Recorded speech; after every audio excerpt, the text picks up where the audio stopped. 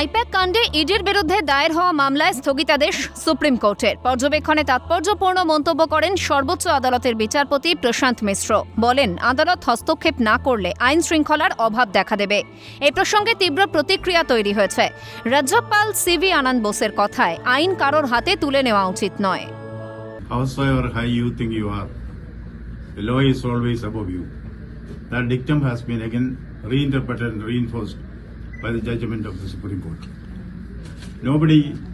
Nobody, I underline, nobody can take the law in their hands. Those who take the law in their hands should answer for it. আইনজীবী সব্যসাচী চট্টোপাধ্যায়ের মন্তব্য, সবকিছু প্রমাণের আগে একটা প্রমাণ হয়ে গেছে।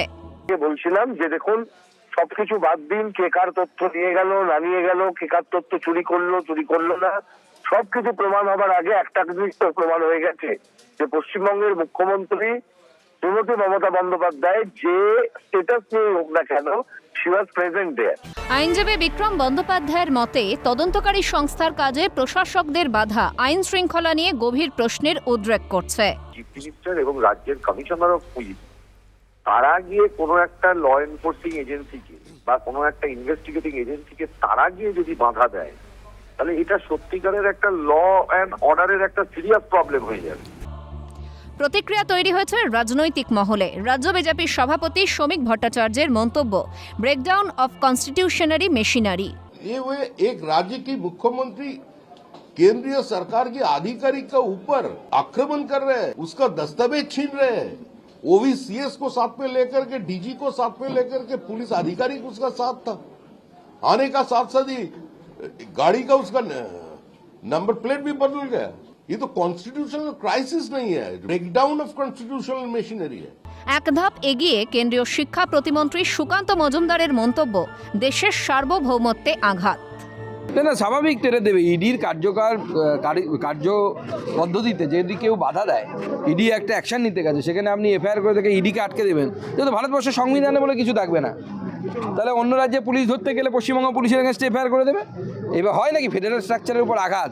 মমতা বন্দ্যোপাধ্যায় যেটা করেছেন সেটা হচ্ছে ভারতবর্ষের সার্বভৌমত্বকে, আমাদের সোভারেনিটিকে উনি চ্যালেঞ্জ করেছেন, ভারতবর্ষের সার্বভৌমত্বকে। এদিকে আইপ্যাক কর্ণধারের বাড়ি অফিসে ইডির তল্লাশি ঘিরে কেন্দ্রীয় বাহিনী ও পুলিশের মধ্যে সংঘাতের বাতাবরণ তৈরি হয়। কংগ্রেস নেতা অধীর চৌধুরীর মন্তব্য, পুলিশ বনাম কেন্দ্রীয় বাহিনীর পরিস্থিতি।